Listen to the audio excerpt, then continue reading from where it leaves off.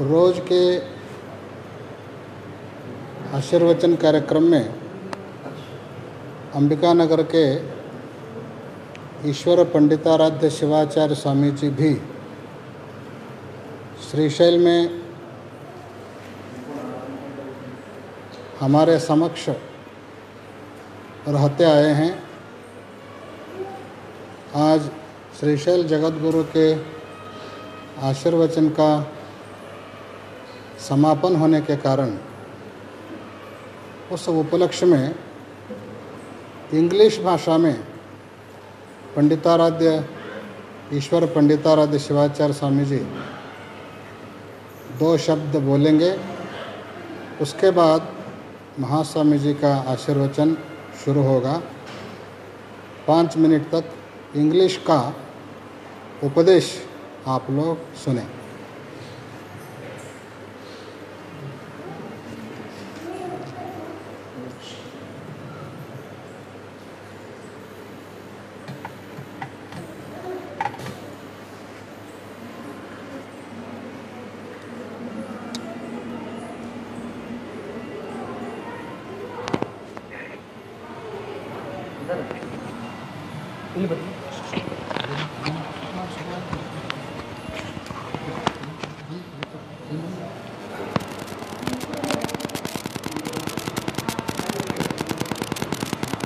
ओम श्री जगद्गुरु पंचाचार्यभ्यो नमः। पंचानतं भूतान् पंचाक्षरमनोपमान् पंचसूत्रपितो वन्दे पंचाचार्यान् जगद्गुरुन्।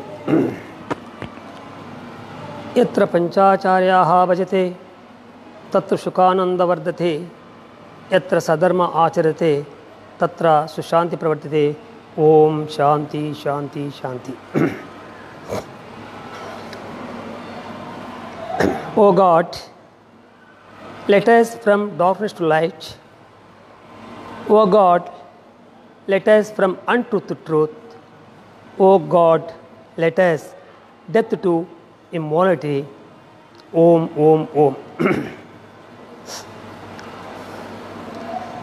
First of all, I offering my heartily salutations the both of Jagadgurus, namely Srishal Jagadguru, Dr. Channasiddhamata Sivacharya Mahaswami ji, and also Jnanasimhaswadishwar 1008 Dr. Chandrasekhar Sivacharya Mahaswami ji in his lotus feet में my salutations offering to holy feet, and also who are participated in this online program directly or indirectly. I am praying to them by blessings of both Jagadgurus to one and all. From 6 days I heard, you also heard about the speech of Purusha se Purushottam. That means man to Superman. Srishal Jagadguru Mahaswami teaches very easily method that will reach to the every heart and can understand easily. As like that, Mahasannidhi also given speech to us. I am very, very happy to participate in this function. Give the blessings to me to talk for 5 minutes, but I should not take much time because of you are also waiting for holy speech of Srishal Jagadguru. So I don't waste the time. I will finish my speech as early as possible. What is the meaning of man to Superman? How becomes the man becomes Superman? Sannidhi told from 6 days. I don't repeat the points, but one point is I am telling to you. Srishal Sannidhi told, this is Triveni Sangama. How You see one side of Lord Mallikarjuna, one side of goddess Brahmaramba Devi. In between of two temples, Sri Jagadur Panditar Peetham also situated here. This is the great. So it is one type of Triveni Sangama. Number two type, Triveni Sangama means Kashi Ganga and Srishal Padala Ganga and also Gnana Ganga. This is also Triveni Sangama one type. So all we are fortunate to participate in this program and had heard or hearing the speech of both of Kashi Jagadguru and Srishal Jagadguru's speech. First of all, I am thinking the man and Superman. Whatever may be, we are hearing more and more from 6 days. Finally, I am telling within 2 words. You do anything, you live anywhere, but you keep it to 2 points in your mind. Do good, be good, that's all. So many shastras are there, so many doctrines are there, but we not reach, we not follow that principles. But the Guru Darshana is very easy to salvation. I am telling this point and I finish my speech. Gurunam darshanam punyam sparshanam papanasanam sambhashanam koti tirtham vandanam moksharam. The 4 points obtained today to me and also to you. This is fortune of the ancient states or reincarnation janma. This is reincarnation, punar janma, puru janma, as like that. So, Gurunam darshanam punyam sparshanam papanasanam sambhashanam koti tirtham vandanam moksam. So, the 4 points all we are obtained and our life is successful and becomes great. So, I am praying once again the blessings of is both Kashi Jagadguru to one and all once again. Thank you very much.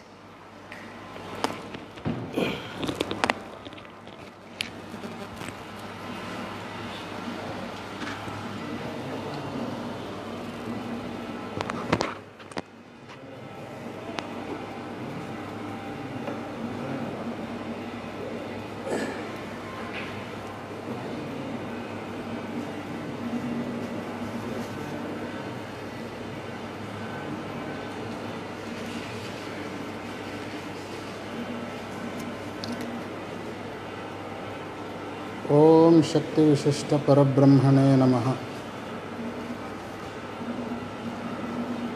पंडितं पंडिताराध्यं पिंडादिस्थलबोधकं अखंडं दंडवद्वंदे सूर्यमंडलमंडितं सदा स्मरणीय श्रीशैल पीठ के गुरु परंपरा को एवं भ्रमरांभा मल्लिकार्जुन स्वामी को स्मरण करते हुए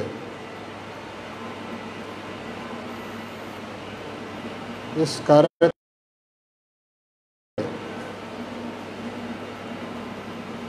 सानिध्य स्थान में विराजमान होकर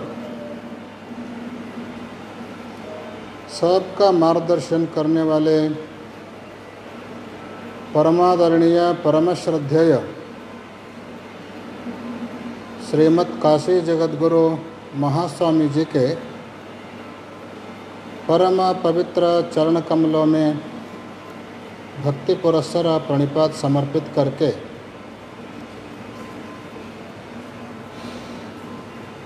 अब तक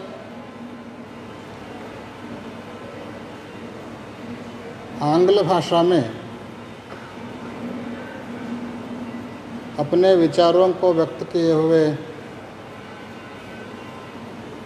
अंबिकानगर के स्वामी जी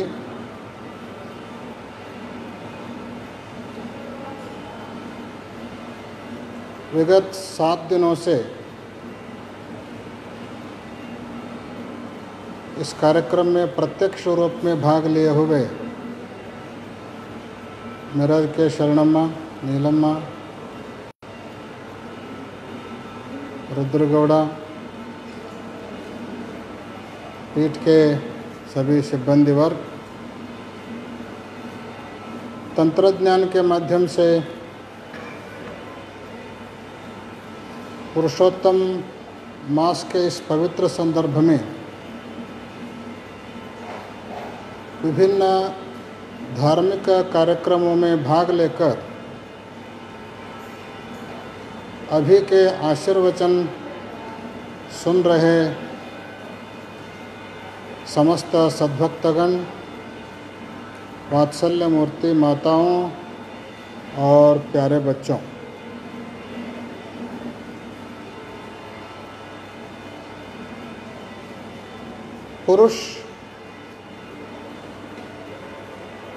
पुरुषोत्तम बनने के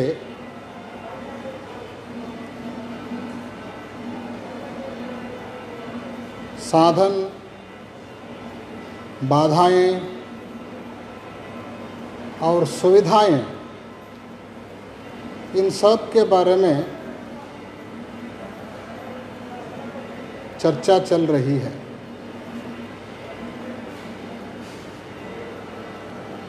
कल हम कह रहे थे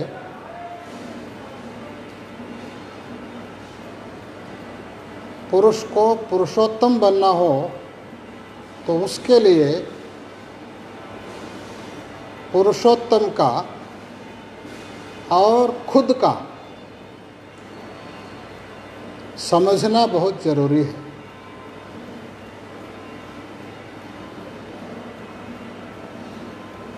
भगवान को जानने के लिए खुद को भी जानना बहुत जरूरी है। भगवान को प्राप्त करना हो तो उसके लिए उसकी जानकारी चाहिए, और भगवान की जानकारी चाहिए तो उसके लिए खुद की जानकारी चाहिए। क्योंकि भगवान केवल बाहर नहीं है, आप सब के अंदर भी वह विराजमान है।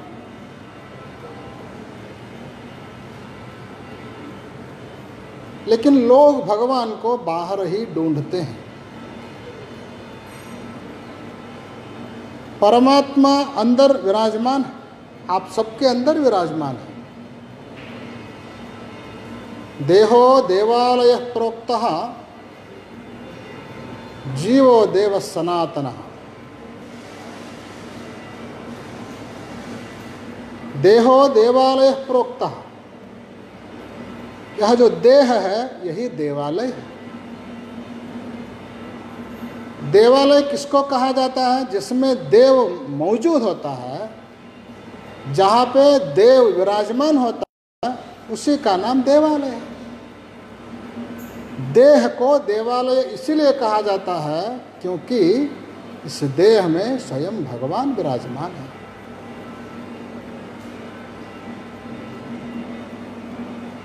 सबके दिल में भगवान बसा हुआ है।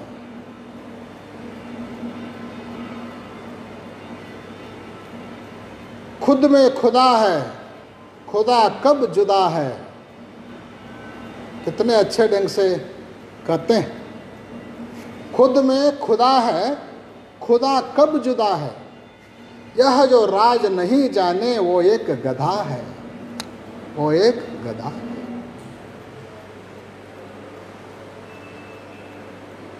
भगवान तुम सब में बसा, लेकिन हम अंदर झांक के देखते नहीं हैं। नहीं देखने के कारण उसका साक्षात्कार नहीं होता, उसका दर्शन नहीं होता, उसकी जानकारी नहीं होती। लेकिन है वहीं पर। जो होता है वह दिखना ही चाहिए, ऐसा कोई नियम नहीं है। अनदिखे वस्तु इस दुनिया में कितने हैं? बहुत है। जितने दिखते हैं उससे 100 गुना ज्यादा अनदिखे चीज इस दुनिया में है।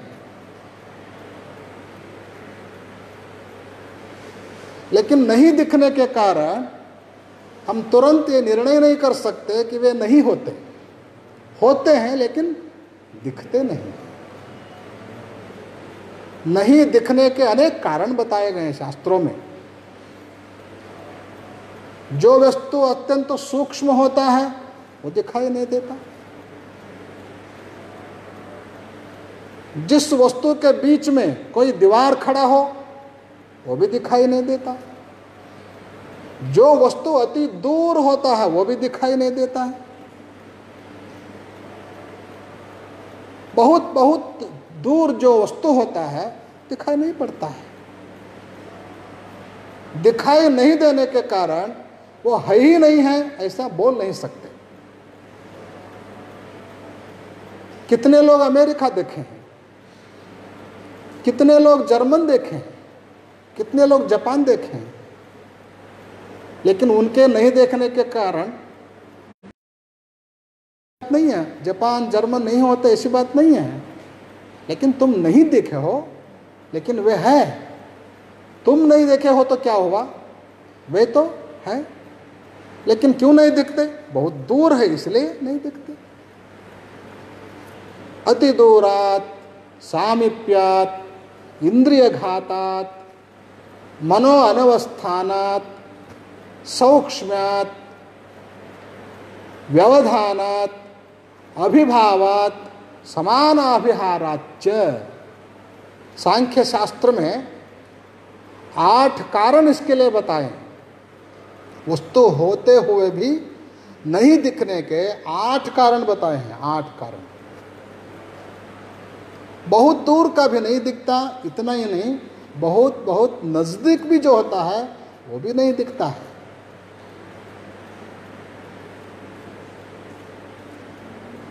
आप रास्ते में चलते हैं, तेज हवा चली, जमीन से धूल उड़ी, धूल का एक कण आपके आंख में पड़ गया, आप तुरंत क्या करते हैं, आंख को पोंछते हैं। पोंछने के बावजूद भी अगर वो बाहर नहीं आया, साथ में चल रहे, अरे भाई देखो थोड़ा मेरे आंख में क्या पड़ा है, मुझे बहुत दुख रहा है, थोड़ा तुम उसको निकालने में सहायता करो। पड़ा कहाँ है, आंख में ही पड़ा है। देखने वाला कौन है, आपके सभी इंद्रियों में देखने वाले इंद्रिय कौन है, आंख ही देखने वाली इंद्रिय है। लेकिन आंख को दिखता नहीं, क्यों? क्योंकि अति सामीप्यात, बहुत नजदीक होने के कारण वो दिखाई नहीं देते। इस तरह के 8 व्यवधान हैं। वस्तु होते हुए भी न दिखने में 8 कारण हैं।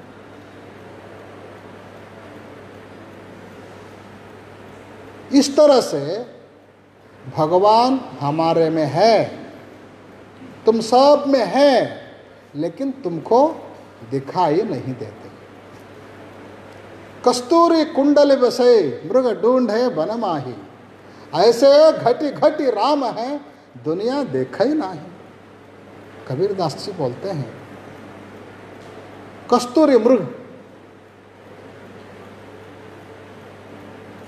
उसके नाभि से सुगंध उठता है, उसको पता नहीं ये सुगंध मेरे नाभि में है। उस गंध से प्रभावित होकर कहाँ है ये गंध, इसको मैं पाऊं, इसको मैं ढूंढूं, इसको मैं प्राप्त करूं, इस उद्देश्य से भागना शुरू कर देता है। भागता है भागता है भागता है, लेकिन वह गंध कहाँ है, उसके नाभि में ही उसका गंध है, लेकिन वो ढूंढ कहाँ रहा है, जंगल जंगल घूम रहा है और गंध को ढूंढ रहा है।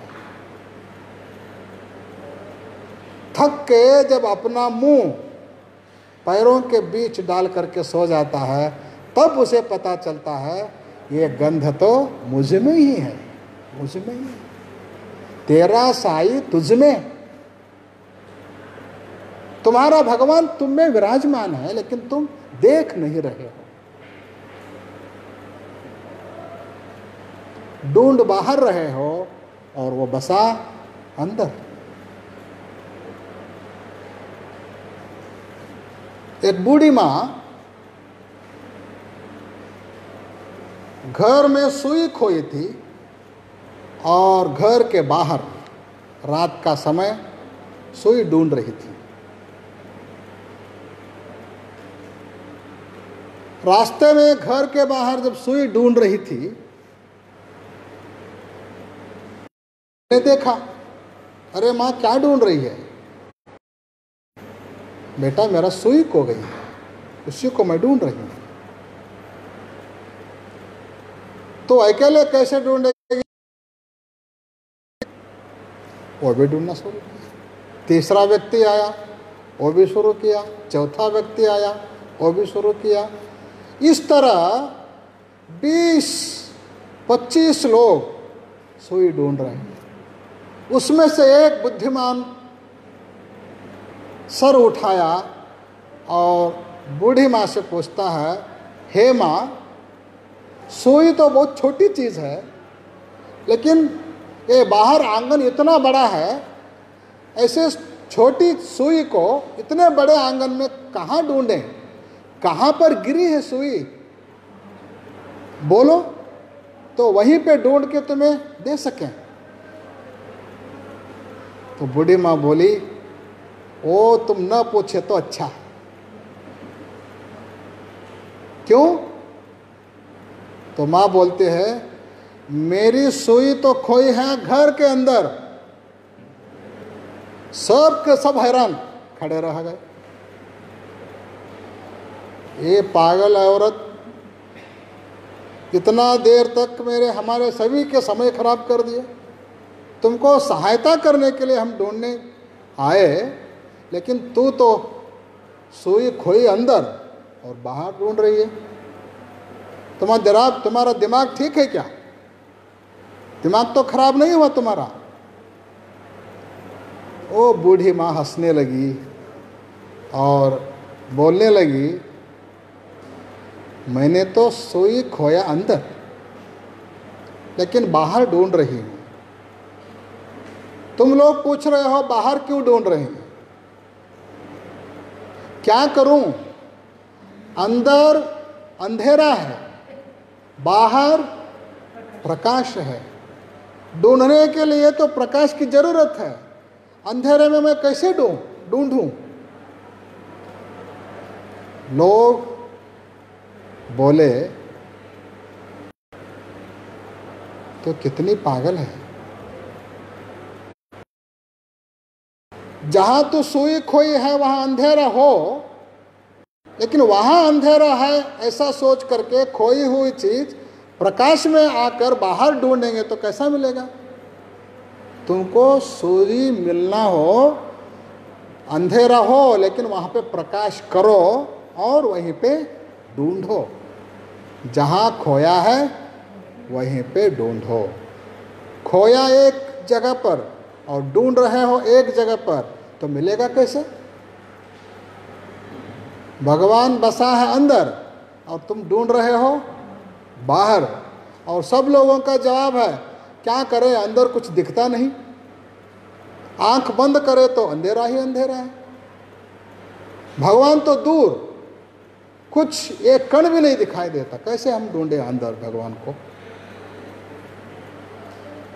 लेकिन प्रकाश को अंदर ले जाना पड़ेगा, अंदर के प्रकाश को जगाना पड़ेगा, प्रकाशित करने पड़ेगा। लेकिन ढूंढना वहीं पड़ेगा जहां पे तुम खोए हो।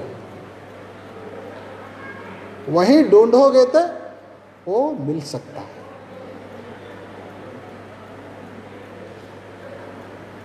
अक्क महादेवी एक सुंदर वचन बोलती है,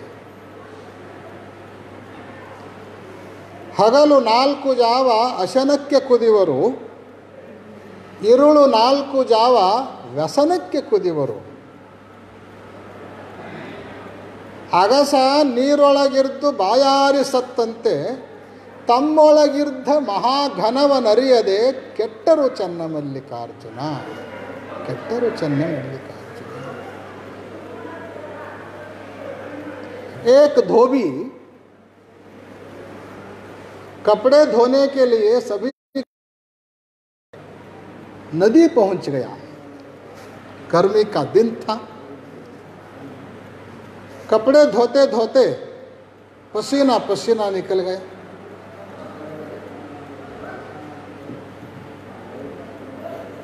प्यास लगी उसको.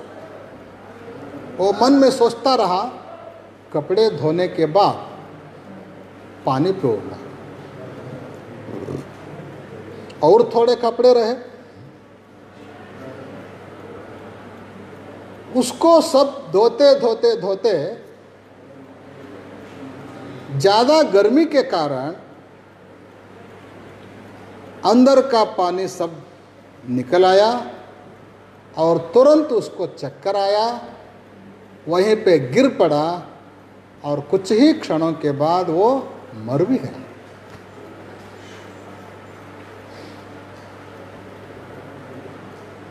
कितनी बड़ी दुस्थिति है. वो था कहाँ पे? नदी में ही था.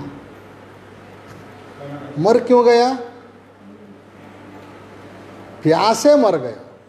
पानी नहीं पीने के कारण मर गया. इस तरह जीवात्मा भी दिन में हगलो नाल्कु जावा हसनक्के कुदिवरो. दिन के 4 प्रहर भोजन के लिए तरसते हैं और रात के 4 प्रहर चिंताओं के कारण बीत जाता है. लेकिन तुम में बसे उस चैतन्य परमात्मा को, सुखदायी आनंद रूपी परमात्मा को देखने के लिए फुर्सत नहीं है, समय नहीं है, प्रयास नहीं करते, प्रयत्न नहीं करते. धोबी तो पानी में ही था, पानी न पीने के कारण मर गया. कितना बड़ा विपर्यास है.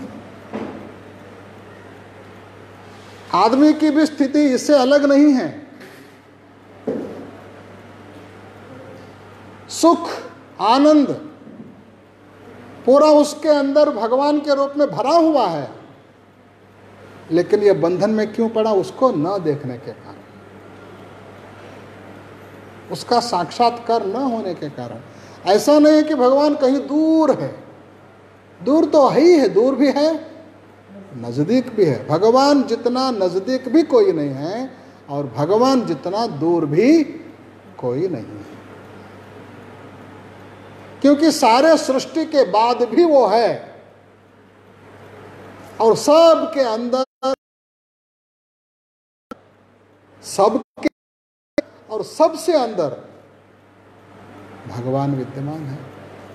तद्दूरे तद्वंतिके तदेजति तन्नेजति उपनिषदों में ये द्वंद्व बातें कहते हैं. वो दूर भी है, नजदीक भी है. लेकिन सबसे नजदीक है तो दूर का पकड़ने का प्रयास क्यों करना? दूर जाके पकड़ने का प्रयास करने की कोई जरूरत नहीं. इतना नजदीक है तो फिर कहाँ जाना दूर? भगवान को जानना इसलिए कठिन नहीं है कि वह बहुत दूर है, वो इसलिए कठिन है कि वह बहुत नजदीक है. लेकिन खुद को जानो तो भगवान को जान सकते हो. भगवान को जानने के लिए, खुद में बसे भगवान को जानने के लिए, खुद को जानने के लिए खुद के दिमाग में से डाले हुए उनकी उनके अभिप्राय हैं, उनको थोड़ा सा निकालना पड़ेगा, हटाना पड़ेगा। थोड़ा आप अपने अंदर झांकोगे, आपके प्रति आपकी धारणाएं क्या है?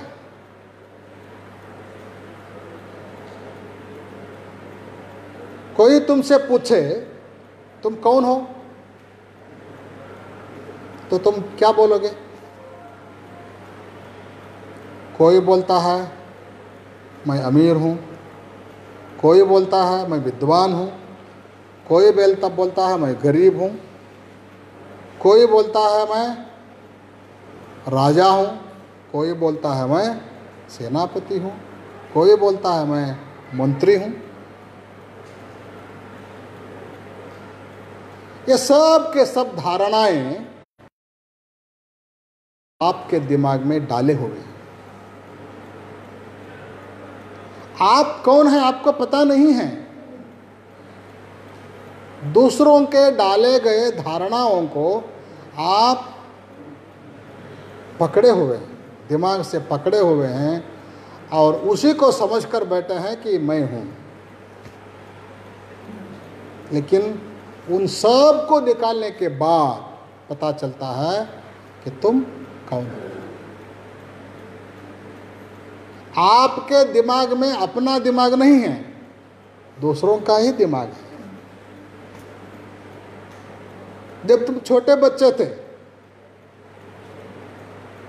अभी अभी जन्मा हुआ, उस समय तुम्हारे पास न कोई नाम है, तुम्हारे पास न कोई पहचान है, तुम्हारे पास न कोई संपत्ति है, तुम्हारे पास न कोई धारणा है। लेकिन सारा परिवार इकट्ठा है, एक एक धारणा तुम्हारे दिमाग में भरना शुरू कर देते हैं। जैसे ही तुमको तुम्हारा दिमाग कुछ समझना शुरू करता है, तब से लेकर आज तक सारा परिवार, दुनिया के सभी लोग आपके दिमाग में कुछ न कुछ डालते ही जा रहे हैं। उसको तुम पकड़ते जा रहे हो।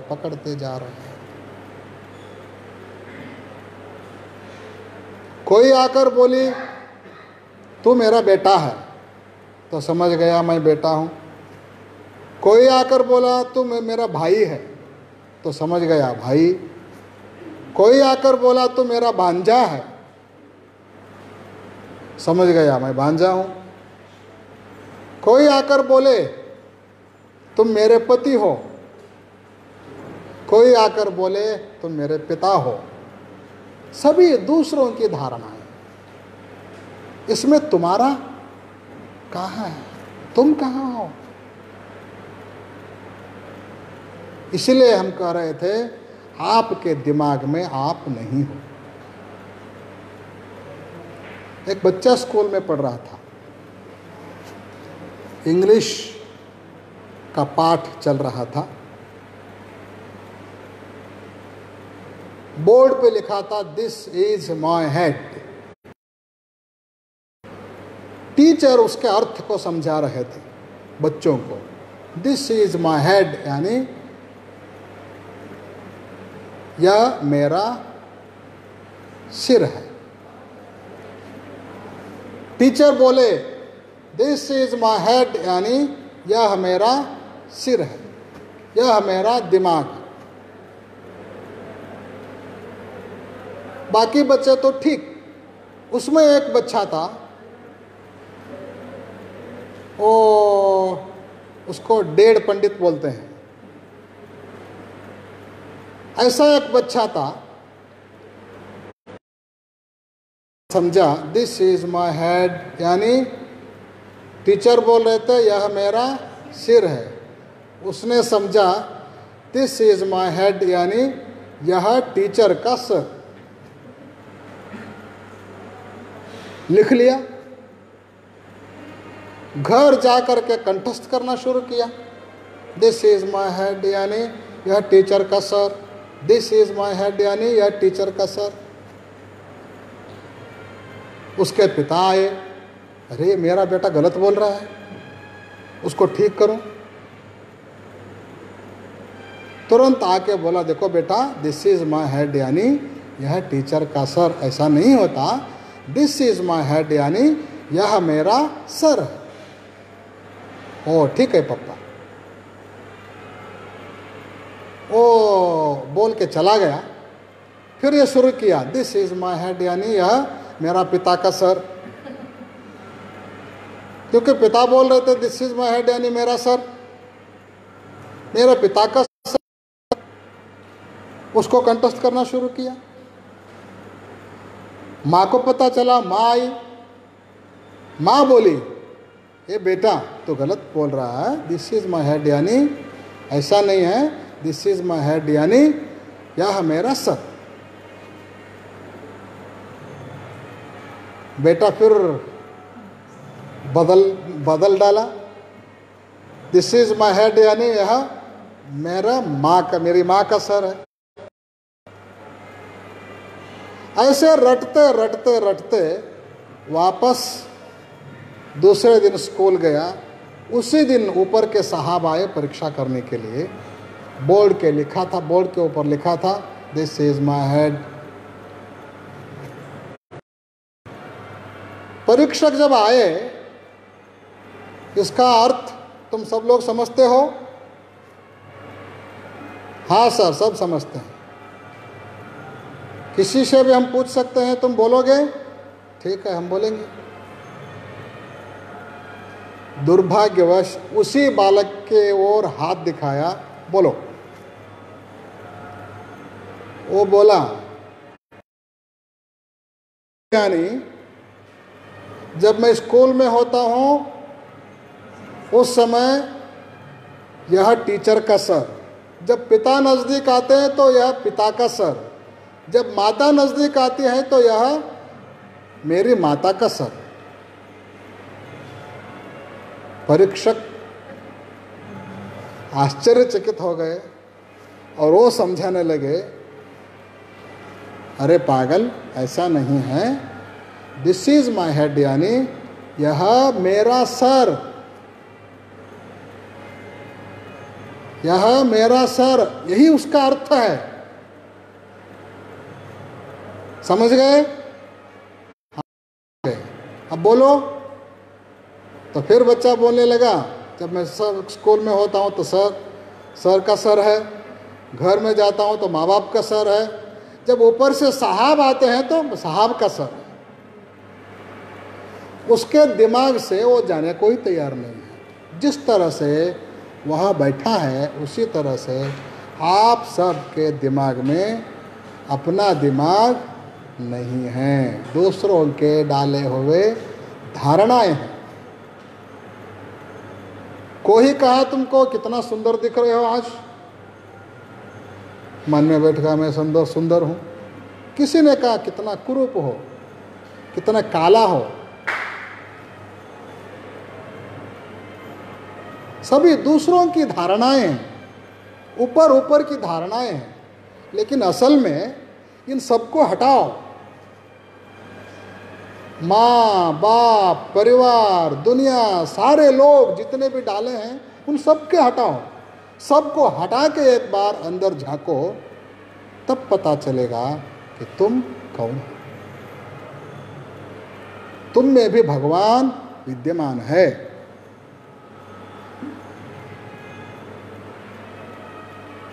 लेकिन उसको समझने के लिए पहले इनको हटाना पड़ेगा।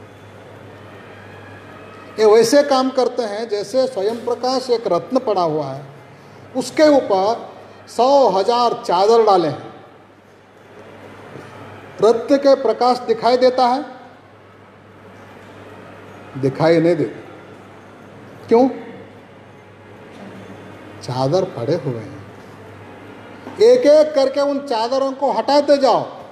जब सभी चादर हट जाएंगे उसके बाद तुम्हें कुछ भी करना नहीं है, वह रत्न तुमको दिखाई पड़ता है।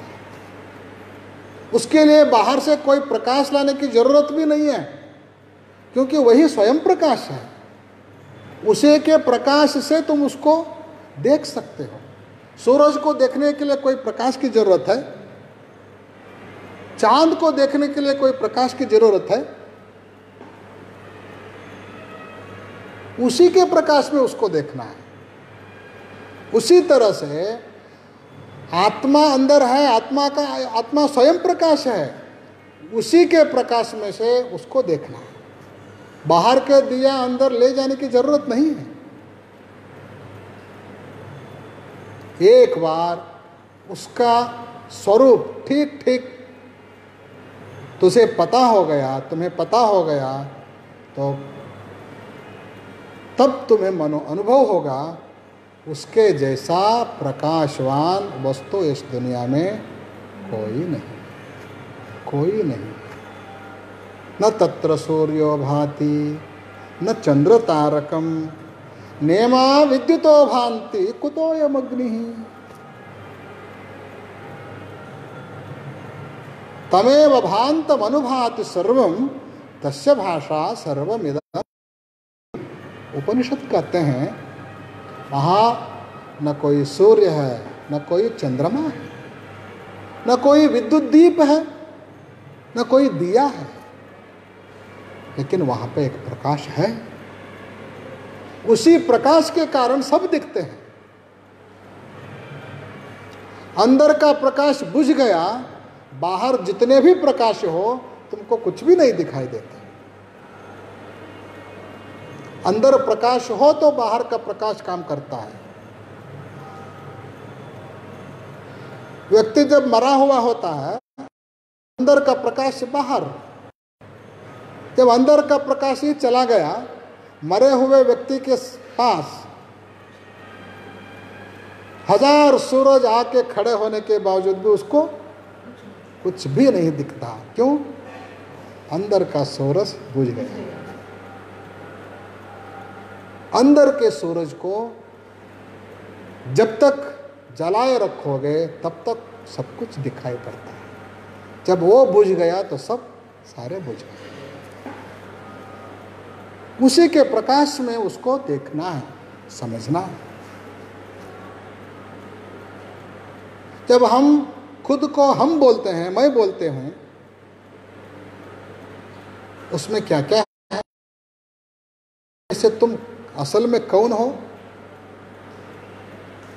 शरीर है, अवयव है, सारी इंद्रियां हैं, मांस मज्जा है, मन बुद्धि है, अहंकार है। इन सब में तुम कौन हो? कभी तुम शरीर को मैं बोलते हो, कभी तुम इंद्रियों को मैं बोलते हो, कभी तुम मांस मज्जा को मैं बोलते हो, कभी तुम बुद्धि मन अहंकार को भी मैं बोलते हो। लेकिन असल में तुम कौन हो? तुम हो कौन? शास्त्रों में इसकी बड़ी चर्चा। भगवद गीता में कहा गया है, इंद्रियाणि पराण्याहुः इंद्रियेभ्यः परं मनः मनसस्तु परा बुद्धिः यो बुद्धेः परतस्तु सा। यो बुद्धेः परतस्तु सा। असल में तुम जो हो इंद्रियों से भी परे हो, शरीर से भी अंदर हो। मन से भी परे हो। इंद्रियों से परा मन है, मन से परे बुद्धि है, बुद्धि से परे तुम। बुद्धि भी वहां काम नहीं करती। उपनिषद कहते हैं यतो वाचो निवर्तन्ते अप्राप्य मनसा सहा। जहां तक आपका मन और आपकी वाणी यात्रा करते करते करते करते करते चला जाता है, जा करके अब आगे हम नहीं जा सकते, ऐसा सोच करके जहां से वापस आते हैं उससे अंदर, उससे भी दूर तुम हो, उससे भी। यो बुद्धेः परतस्तु सा। सिद्धांत शिखामणि में भी इसका उल्लेख है। पिंड ज्ञान स्थल में। नेन्द्रियाणाम न देहस्य न बुद्धेरात्मता भवेत् अहम प्रत्यय वेद्यत्वात् अनुभूत स्मृतेरपि शरीरेन्द्रिय बुद्धिभ्यो व्यतिरिक्त सनातन। व्यतिरिक्त सनातन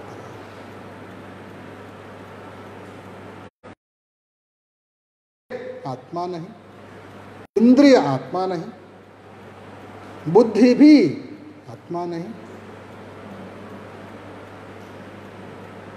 ये सारे आत्मा नहीं है। क्यों नहीं है? उसके लिए एक सूत्र वो देते हैं। जगत गुरु रेणुकाचार्य जी का सूत्र है, अहम प्रत्यय वेद्यत्वात् अनुभूत स्मृतेरपि। अहम से ये सभी जाने जाते हैं, खुद के द्वारा ये सभी जाने जाने के कारण ये आत्मा नहीं।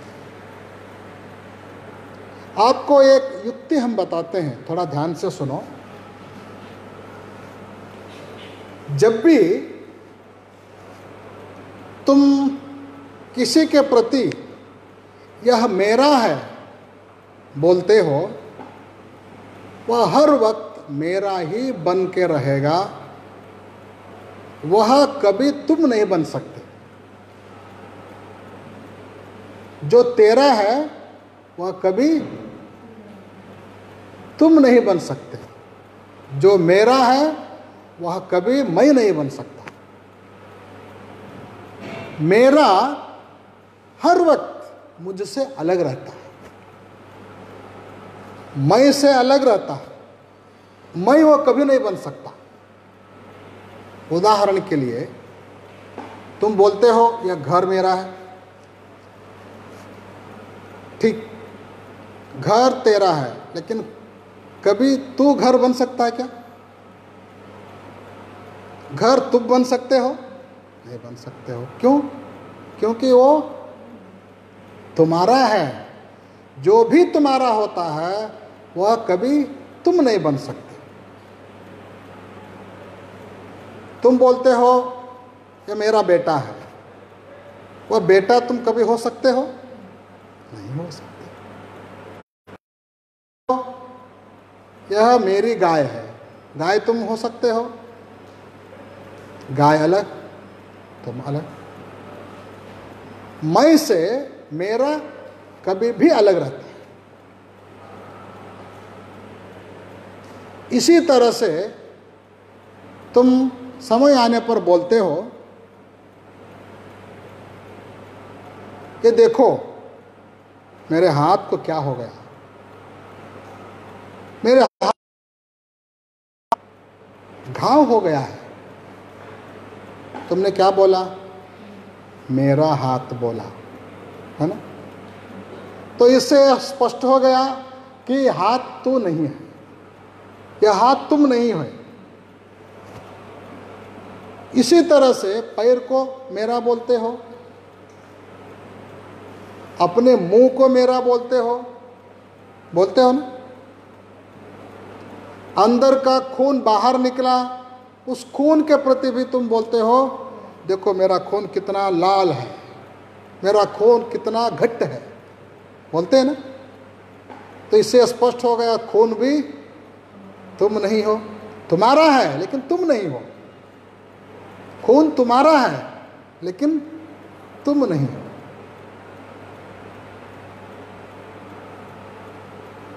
कभी खेलते कूदते समय आपके पैर का हड्डी टूट गया तो तुम क्या बोलते हो? डॉक्टर बोला फ्रैक्चर हो गया, तो तुम बोलते हो मेरी हड्डी टूट गई।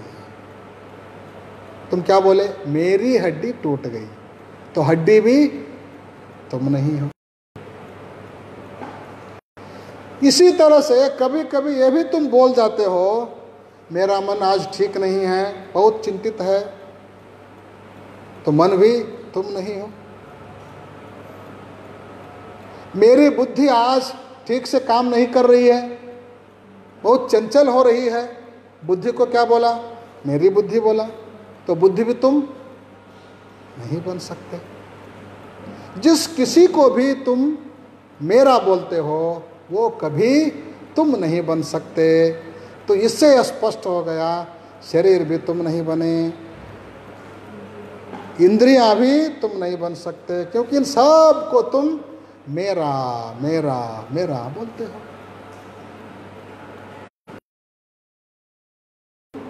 नहीं बोलते।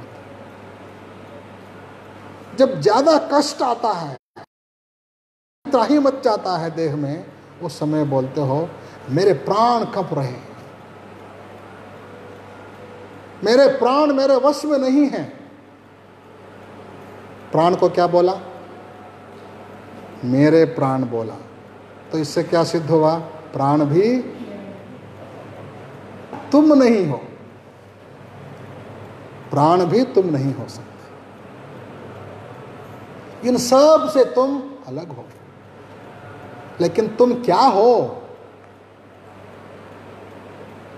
इसको बोलना मुश्किल है।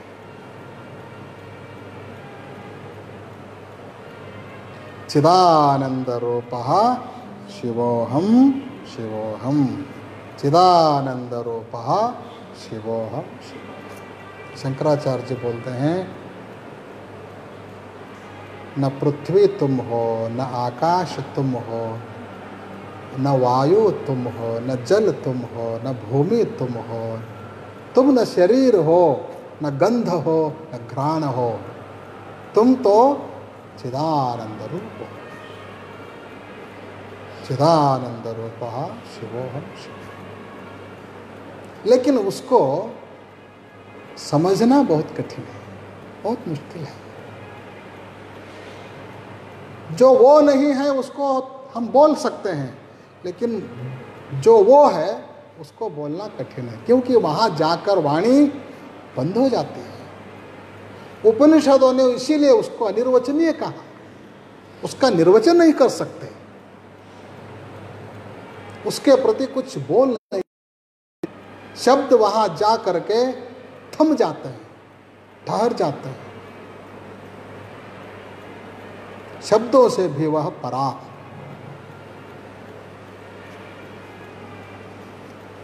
वशिष्ठ के आश्रम में श्री राम आया,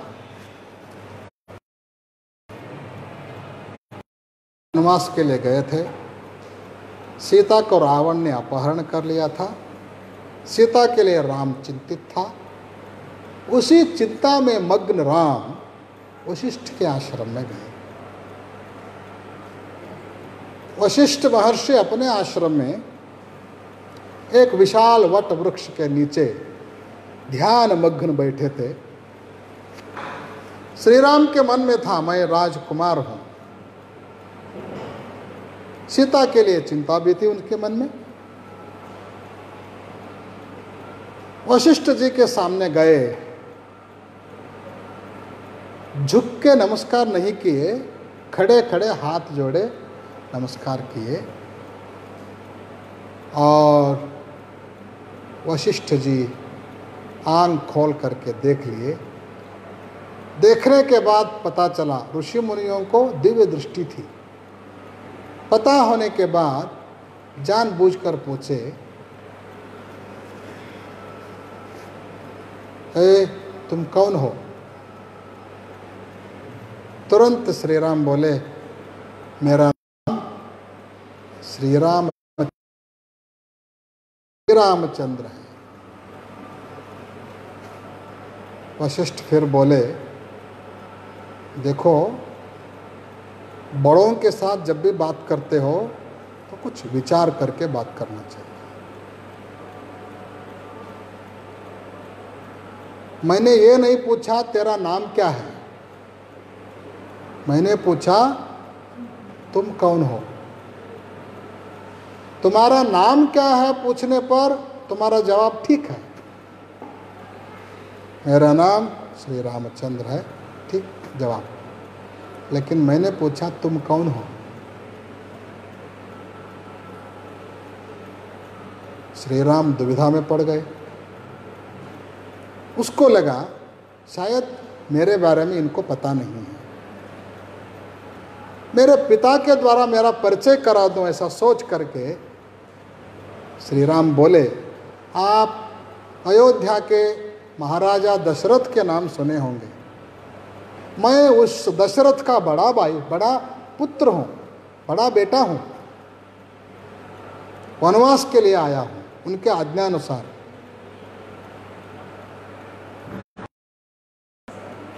वशिष्ठ जी फिर बोले, अरे देखो भाई, प्रश्न को समझकर जवाब दो। मैंने ये नहीं पूछा तेरा पिता कौन है, किसका बेटा है। मैंने पूछा तुम कौन हो।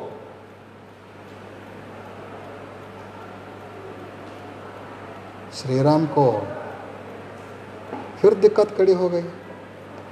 वो विचार करने लगे, शायद महर्षि जी को मेरा पिता का भी परिचय नहीं है, मेरे पिता का भी परिचय नहीं है, तो ऐसी हालत में मैं अपना परिचय इनको कैसे करवाऊं। फिर वो बोले, जनक महाराज को सभी जानते हैं, क्योंकि उनको विदेह मुक्त कहा जाता है, जीवन मुक्त जनक कहा जाता है। ऋषि मुनियों का ज़्यादा संपर्क, परिचय इनको है, उनके द्वारा मैं अपना परिचय दूं, ऐसा सोच करके श्री राम बोले, आप जनक महाराज के नाम सुने होंगे, मिथिला नगर के महाराजा। उस जनक महाराज को एक पुत्री थी, उसका नाम सीता। उस सीता का पति हूं मैं सीतापति हूं। वशिष्ठ जी बोले, अरे इसको किसने पूछा, तुम्हारे कितापति को, तुम्हारे इस कितापति को किसने पूछा।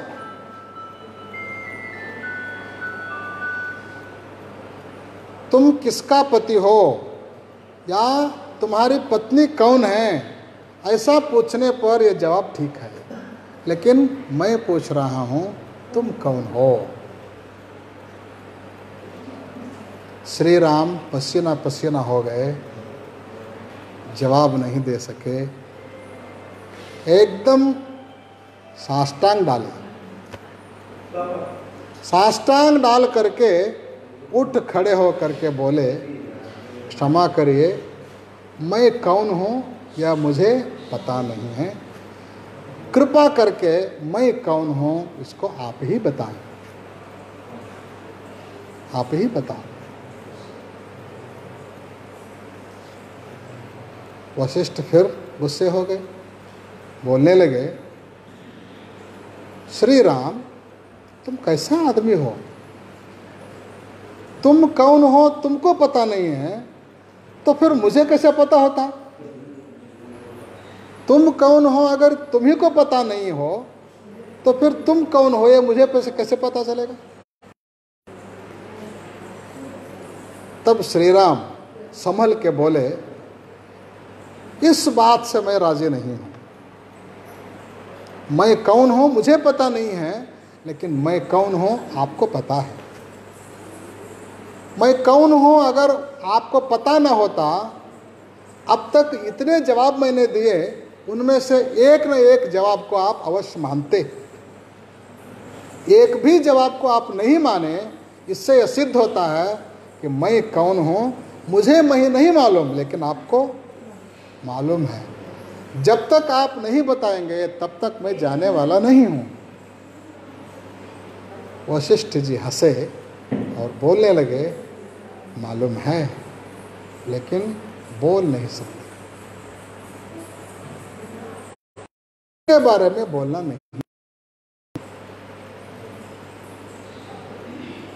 ಅದು ಹೇಳುವ ಮಾತಲ್ಲ, ಅದು ಕೇಳುವ ಮಾತಲ್ಲ. ಹೇಳದೆ ತಿಳಿಯದು, ತಿಳಿಯದೆ ಹೊಳೆಯದು, ಹೊಳೆಯದೆ ಇಳಿಯದು ಹೇಳುವ ಮಾತಲ್ಲ. जब तक नहीं बोलते तब तक समझ में नहीं आता, लेकिन वह बोलने की बात नहीं है। बोलने तक समझ में नहीं आता, लेकिन उसको बोलना नहीं आता, फिर कैसे बोला जाए? जब तक बोलते नहीं तब तक समझते नहीं, और उसको बोलना नहीं आता फिर समझना कैसा? हेलुत्तम मोत्तंद अनुविनिंदा कन्नड़ में लिखा है। उसको समझने का एक अपना ही ढंग है, अपना ही एक विशेष तरीका है। उस तरीके के माध्यम से उसको समझना है। कैसे समझना है? किसी भी वस्तु का जब तुम ज्ञान करते हो, समझते हो, 3 प्रकार से उसको समझाया जाता है। पहला है वस्तु निर्देशन मूलकतया, है गुण कथन मूलकतया ज्ञानम, तीसरा है इतर व्यावर्तकतया ज्ञानम। किसी भी वस्तु को समझना हो 3 ढंग से, 3 प्रकार से उसको समझना होता है। पहला है उस वस्तु को सामने खड़ा करो, देखो यही ये वस्तु है, दिखा दो, बात खत्म हो गई। वस्तु निर्देशन मूलकतया ज्ञान, वस्तु का निर्देशन करो, देखो यह है, देखो पता करो। जब वस्तु सामने होता है, जब वस्तु दिखता है, उस समय इस ज्ञान को हम समझा सकते हैं। लेकिन जब वो वस्तु सामने नहीं होता, उस समय उसको कैसे समझना? गुण मूलकतया। अगर वह वस्तु जिसको तुम समझना चाहते हो वह सामने नहीं है, ऐसी हालत में उसके जो विशेष गुण हैं, उसके जो विशेष लक्षण हैं, उन लक्षण और गुणों के द्वारा, उसका वर्णन करने के द्वारा उसका परिचय तुम दे सकते हो, समझा सकते हो। होते हैं ना, प्रत्येक वस्तु में, प्रत्येक व्यक्ति में अपने ही विशेष गुण होते हैं, अपनी ही विशेषताएं होते हैं। उन्हीं गुणों को, उन्हीं विशेषताओं को बता करके उसका परिचय तुम करा सकते हो। ठीक है। दूसरा, जिसके पास जो सामने भी नहीं है और जिसके पास न कोई गुण है न कोई रूप है, उसको कैसे समझाएं? उसके लिए ये तीसरा मार्ग है, इतर व्यावर्तकतया ज्ञानम। जो वो नहीं है उसके बारे में बताते जाओ, ये नहीं है, ये नहीं है, ये नहीं है। जब वो आ जाता है, उसके बारे में बोलना आ जाता है, उस समय चुप हो जाओ, पता हो जाता है।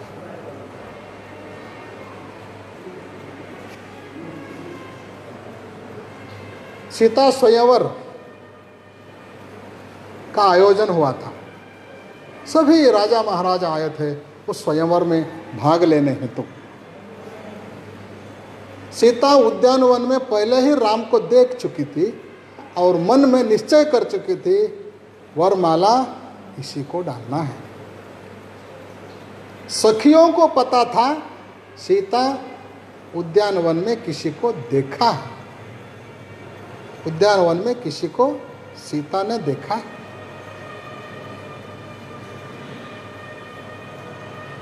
उनके मन में उत्सुकता, कौन है राम, कैसे इसको समझे। सभी लोग पूछने लगे राम कौन है, सभी सखियां पूछने लगी इनमें से राम कौन है।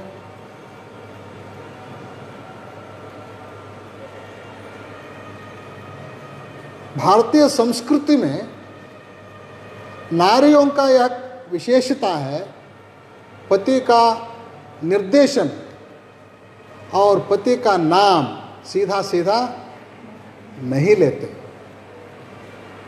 सीता लज्जा से भर गई और कुछ नहीं बोली, लेकिन एक सखी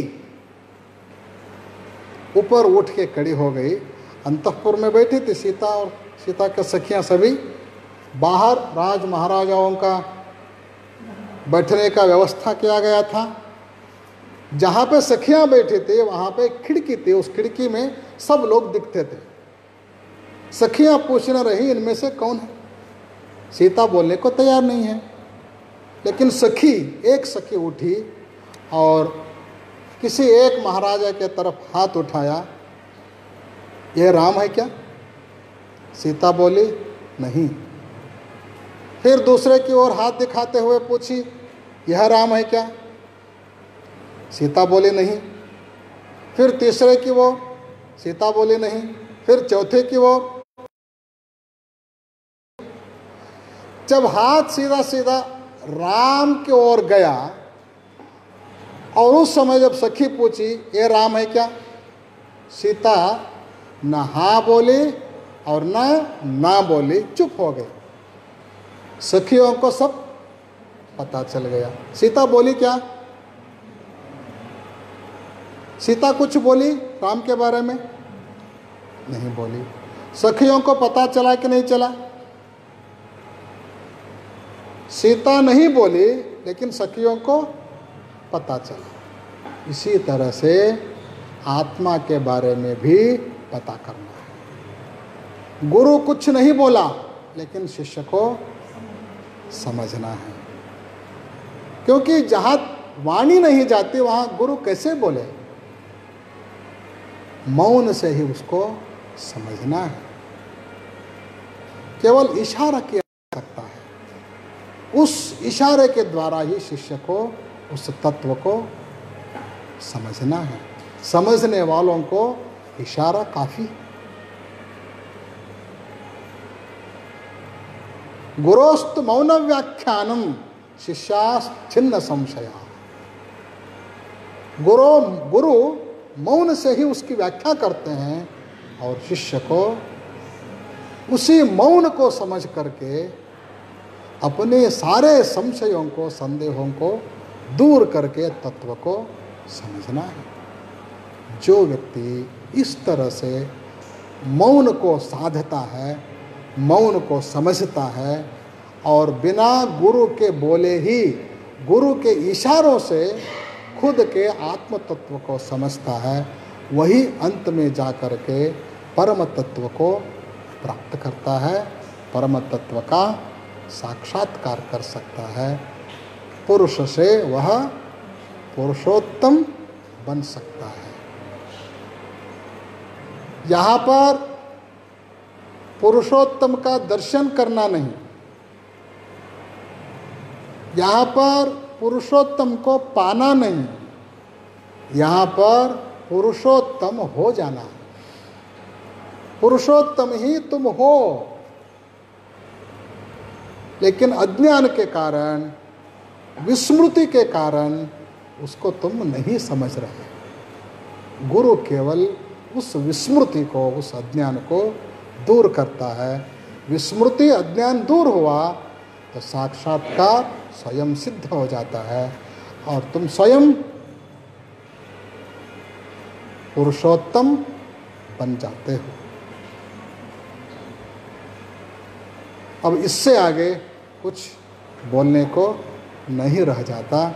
जहाँ पे वाणी मौन हो जाती है वहाँ मौन ही अच्छा है। इसलिए बुद्ध भगवान के विषय में एक शब्द भी नहीं बोले।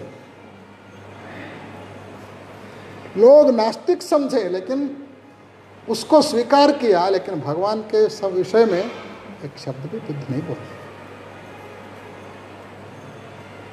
क्योंकि उसको बोला मौन से ही समझना है, इशारों से उसको समझना है। इस तरह से पुरुषोत्तम बन जाना है।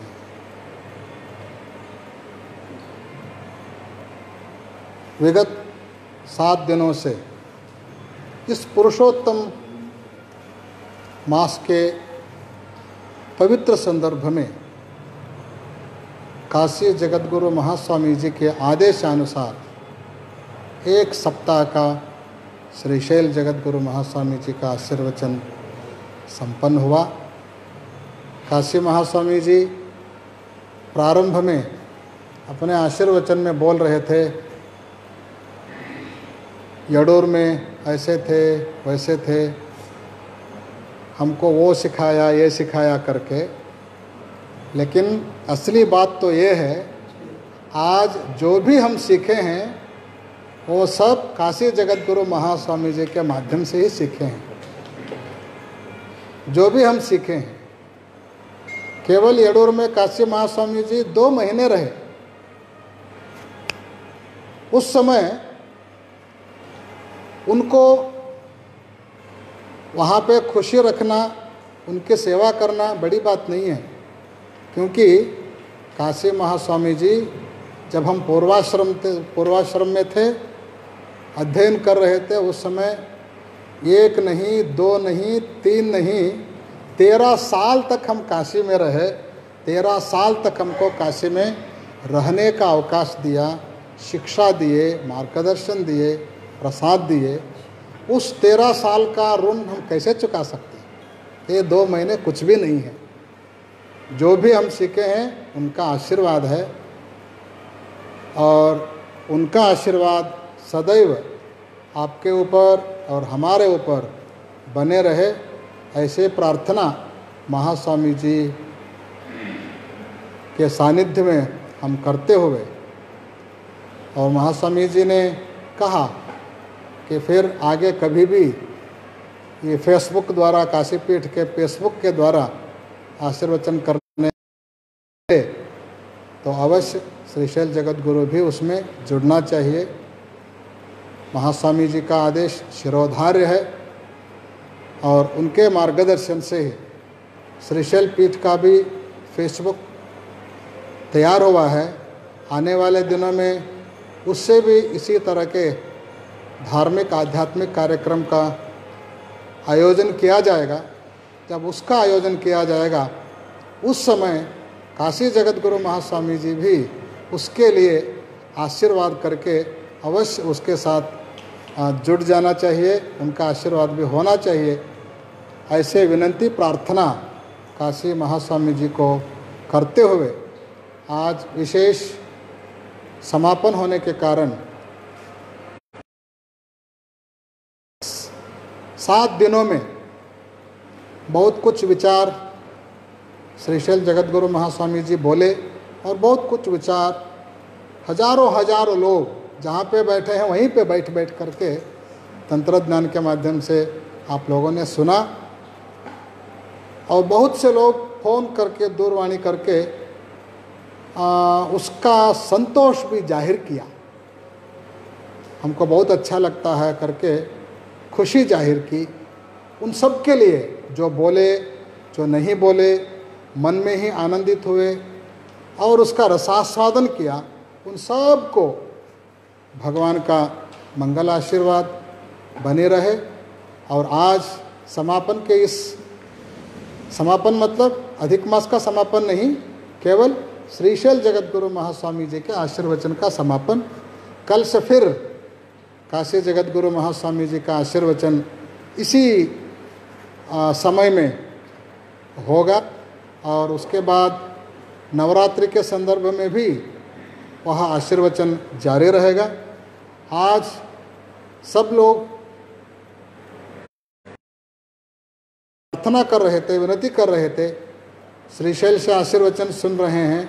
श्रीशैल के पवित्रता के कुछ दृश्य भी हम देखना चाहते हैं, उसको लाइव में देखें, दिखाइए करके विनती किए थे। इसलिए आज हम स्वयं भगवान मल्लिकार्जुन ज्योतिर्लिंग जहाँ देवस्थान है और जहाँ भ्रमरांभा शक्तिपीठ है, उन दोनों के बीच में विराजमान श्रीशैल जगत गुरु सूर्य सिंहासन पंडिताराध्य पीठ में ही आकर के आज का आशीर्वचन दे रहे थे। आशीर्वचन के तुरंत बाद आप सब लोगों को श्रीशैल मल्लिकार्जुन ज्योतिर्लिंग का शिखर दर्शन हम कराएंगे, क्योंकि श्रीशैल क्षेत्र की गरिमा है, महिमा है। श्रीशैल शिखरे दृष्टे पुनर्जन्म न विद्यते। श्रीशैल के मल्लिकार्जुन का शिखर जीवन में एक बार देख लिया तो उसको दूसरा जन्म ही नहीं है, इसी जन्म में उसको मुक्ति मिल जाती है। इसी जन्म में वह पुरुष पुरुषोत्तम हो जाता है। पुरुष पुरुषोत्तम होने के अनेकों मार्गों में श्रीशैल मल्लिकार्जुन के ज्योतिर्लिंग का शिखर दर्शन भी एक ऐसा स्कंद पुराण के श्रीशैल खंड में बताया गया है। इसीलिए आशीर्वचन के तुरंत बाद अभी आपको शिखर का दर्शन कराएंगे। शिखर दर्शन होने के बाद, क्योंकि शिखर दर्शन का इतना पुण्य है, मल्लिकार्जुन ज्योतिर्लिंग का दर्शन करने से जो पुण्य भाग्य आपको प्राप्त होता है वो केवल शिखर दर्शन से मिलता है। आप लोग तो आ नहीं पा रहे हैं कोरोना के कारण, बैठे बैठे आशीर्वचन दूर दूर से सुन रहे हैं, देश विदेश में भी बैठ करके सुन रहे हैं। तो देश विदेश में बैठ करके भगवान मल्लिकार्जुन का शिखर दर्शन भी आप लोग लाइव में करें।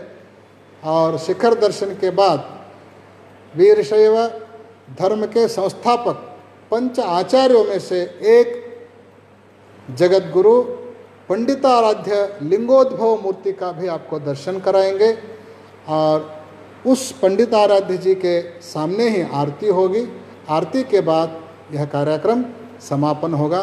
थोड़ा यह विलम्ब बहुत हुआ होगा, भले ही हुआ होगा, लेकिन इन सब का पुण्य आपको इस विलम्ब समय में प्राप्त हो रहा है, उसका लाभ आप लोग उठाएं। ऐसे सूचना देते हुए आज का आशीर्वचन हम पूर्ण करते हैं। ओम शांति ही शांति ही शांति ही।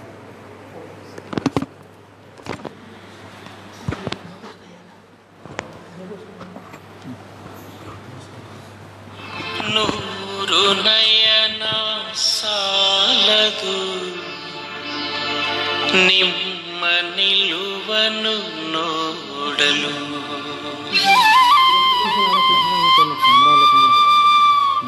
ನೂರು ಹೃದಯ ಸಾಲದು ನಿಮ್ಮ ತೇಜವ ಅರಿಯಲು.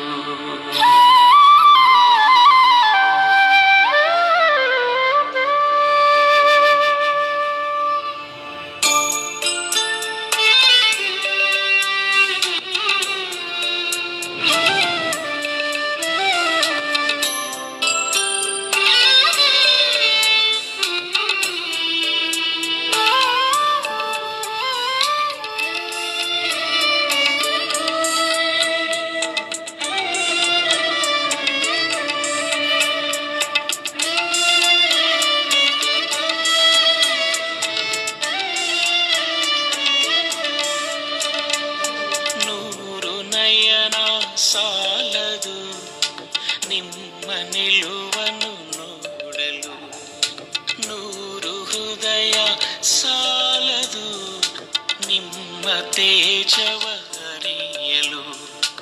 ಯಾವ ಬ್ರಹ್ಮನ ಸೃಷ್ಟಿಯೇನೋ ನಿಮ್ಮ ದಿವ್ಯ ಗಾಂಭೀರ್ಯವೋ, ಅಭಿನವ ಶ್ರೀ ಸಿದ್ಧರಾಮ ಶ್ರೀ ಗುರು ನಮ್ಮ ನಲ್ಮೆಯ ಶ್ರೀ ಗುರು. ನೂರು ನಯನ ಸಾಲದು ನಿಮ್ಮ ನಿಲುವನ್ನು ನೋಡಲು, ನೂರು ಹೃದಯ ಸಾಲದು ನಿಮ್ಮ ತೇಜವ ಅರಿಯಲು.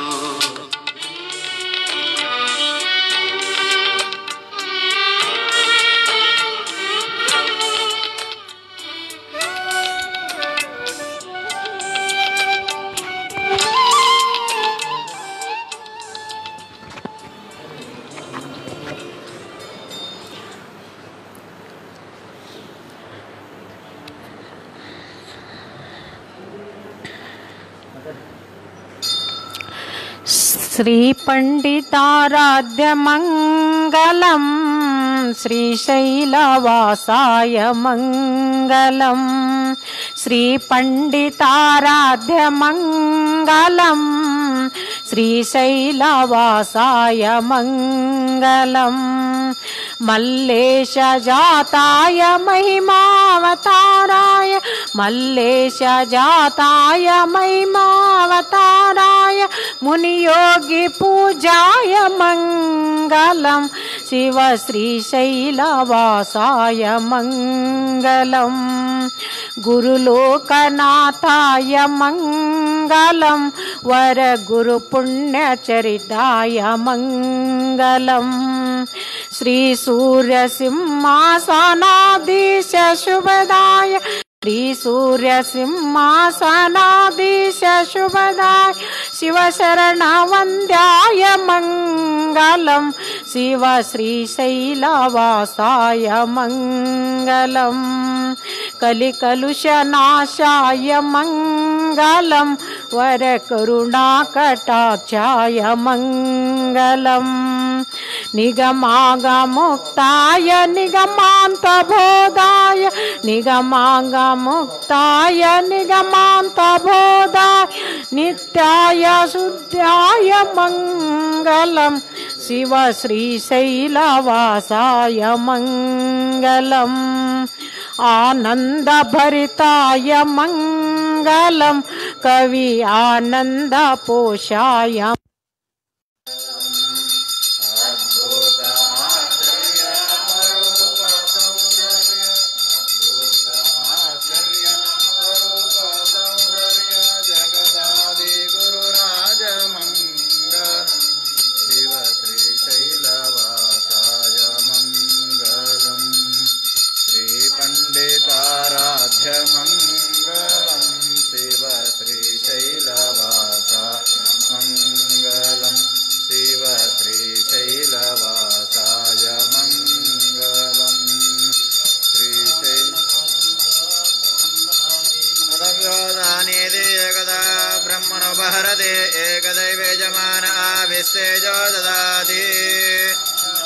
जम्भोजं द्वाराजं वैराजं परमेष्टं राजं महाराज महाधिपत्यं सांबजय नमः पार्वतीपतये शिव हर हर महादेव। श्रीमज्जगद्गुरु पंचाचार्य महाराज की, श्रीमज्जगद्गुरु पंडिताराध्य शिवाचार्य महाराज की, श्रीमज्जगद्गुरु वागीश पंडिताराध्य शिवाचार्य महाराज की, श्रीमज्जगद्गुरु उमापति पंडिताराध्य शिवाचार्य महाराज की, श्रीमज्जगद्गुरु डॉक्टर जन्न सिद्धराम पंडिताराध्य शिवाचार्य महाराज की, श्रीमज्जगद्गुरु डॉक्टर चंद्रशेखर शिवाचार्य महाराज की, श्रीशैल भ्रमरांभा समेत मल्लिकार्जुन नमः पार्वतीपतये शिव हर हर महादेव। मानवा धर्म के जय बागली, मानवा धर्म के धर्मದಿಂದಲೇ ವಿಶ್ವಕ್ಕೆ, ಧರ್ಮದಿಂದಲೇ ವಿಶ್ವಕ್ಕೆ। ವಂದೇ ಪಂಡಿತಾರಾಧ್ಯಂ, ವಂದೇ ಪಂಡಿತಾರಾಧ್ಯಂ, ಸಾಂಬ ಜಯ ನಮಃ ಪಾರ್ವತೀಪತये ಶಿವ ಹರ ಹರ ಮಹಾದೇವ।